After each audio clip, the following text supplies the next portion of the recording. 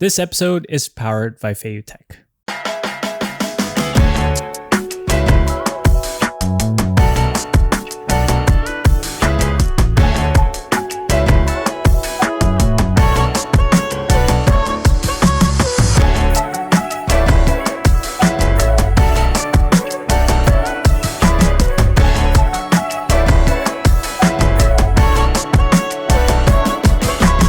Let's go back to my early days of filmmaking when I still had the Sony a6300 but no budget for anything else. I had the Tech A1000. It wasn't the best gimbal during that time, but it was something I could afford and I made it work. Today, Tech sent me their new Scorp 3 to test out, and they've really improved drastically. I can easily say that this gimbal competes with the best gimbals out there in its category. It's built in, so there's no need to set it up, no need to set up additional modules or anything. Simply turn on your gimbal and it's ready to go. There are hand gestures you can use for the gimbal to start tracking you. There's the OK hand gestures for face tracking. Initially, it will frame your face right in the center, but if you want to reframe it for a talking head so there's less negative space on top, simply do the reframe hand gesture. Move the subject to where you want them reframed and do the reframe hand gesture again to start tracking. It's as simple as that, and the Scorp 3 will consistently track you with your intended frame. And it tracks the subject in a decent range as well. This is great for solo creators, especially in need of a pseudo camera operator. There are different hand gestures as well, like start, stop, record, but you do need to enable Bluetooth control or plug it in using the cables provided. There's a detachable handle on the back, and this is one of those things that I wish every gimbal would have.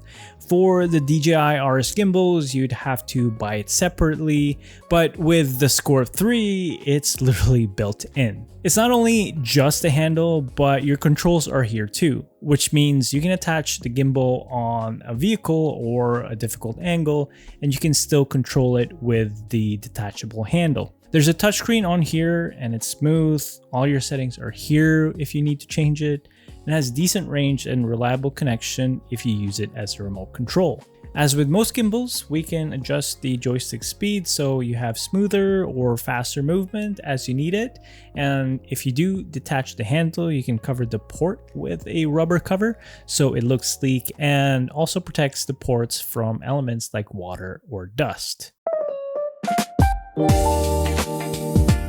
I have this Sony a7C II with the Tamron 17-28 f2.8, and this can easily balance with this gimbal. No doubt that you'll be able to use an FX3 with a heavy cine lens plus other attachments on it like follow focus. Basically almost any camera within the compact cinema camera space like the FX3 or the C70 can fit and balance on here. Now, I've tried with my Pixis 6K stripped down to the body, battery, and a Sigma 24-70mm lens. While it can easily handle the payload, the size was the issue. It won't clear the back unless maybe I switched into a smaller lens. The gimbal itself isn't made for bigger cinema cameras, but I was just curious if I was able to. But I think the Komodo would be small enough to clear everything. Some other features to note is that the stabilization is improved with its 10th generation system, up to 14-hour battery life, wireless Bluetooth control, and you can easily switch from horizontal mode to vertical mode if you do need to. Gimbals are getting better and better, and the Scorp 3 is no exception. The footage I got from the Scorp 3 is smooth, stable, and I have no doubts that this will be an exceptional tool if you need stable shots. The overall experience with it is literally quite nice, and it's not too heavy as well. I mean, I could rock this with my FX3 if I was covering a full day event.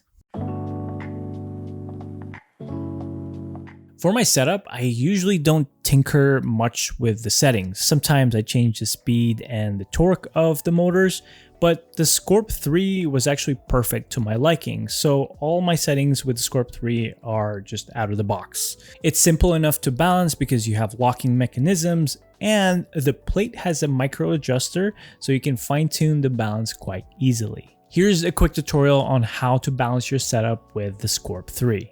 Make sure you have everything attached to the camera already, so don't forget your SD cards, battery, and if you have a wireless mic, add it to your setup as well before you balance it. First, let's touch on the front and back weight balance. Mount the camera and find the center of gravity of the camera.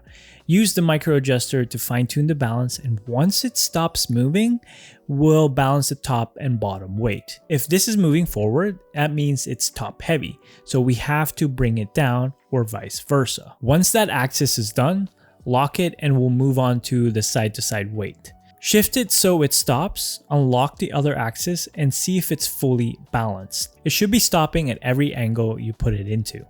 This means it's fully balanced with these two axes. Last but not the least is the bottom axis. This one is one of the trickier ones, but I'll show you an easy way to balance this out. Turn the gimbal sideways and unlock the axis. Balance it out so it stops in the middle, and to know if it's completely balanced, put the gimbal upright again and tilt the gimbal maybe around 30 to 45 degrees. And if it stays put for about 2 seconds on both sides, then you have yourself a fully balanced gimbal.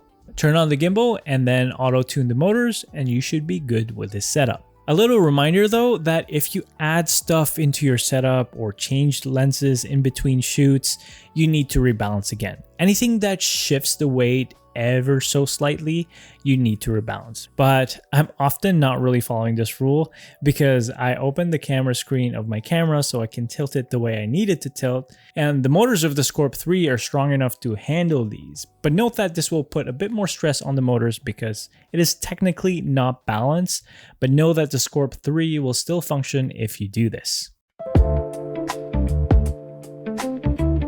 My overall thoughts with Feiyutech, they've really come a long way since their first gimbals. The Scorp 3 easily competes with the current top gimbals, and it has a great cost to performance value. If you just want the basic kit, it's $399 US, and if you want the extra stuff like the carrying case, extra accessories like the magic arm or fill light, it's $429 USD. Overall, I love what they've done with the Scorp 3. The built-in tracking alone is worth it. And I think if you are in the market for a new gimbal, or even if this is your first gimbal, this is a great option to consider. I've linked everything down below to their website if you do want to check it out. And if you have any questions about the Scorp 3 gimbal, let me know in the comments down below. But until then, I will see you in the next video. Peace.